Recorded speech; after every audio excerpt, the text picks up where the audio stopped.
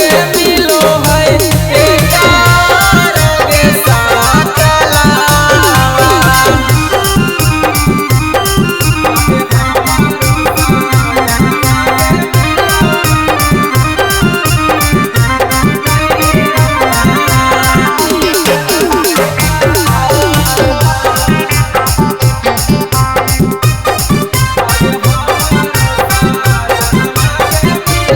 चलो है बुलेटवा से जींस शर्ट धार के निकलो है घरवा से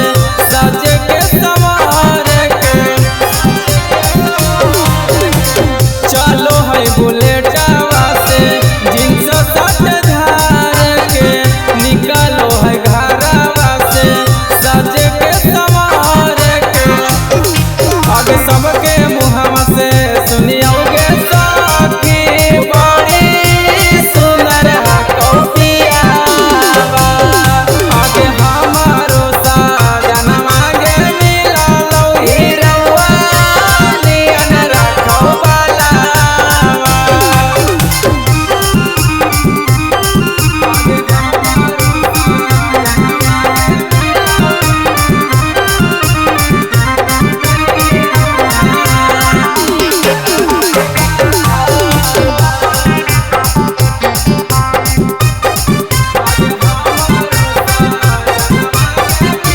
घर ही में रखिए सखी ओकरा पर है जगे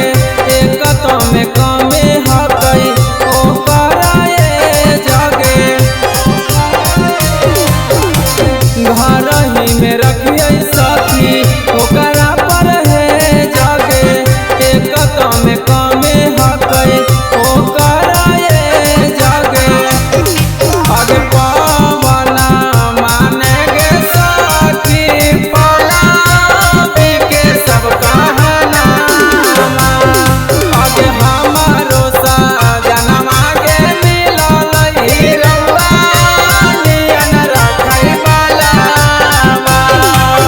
बड़ी स्मार्ट लगो है ये।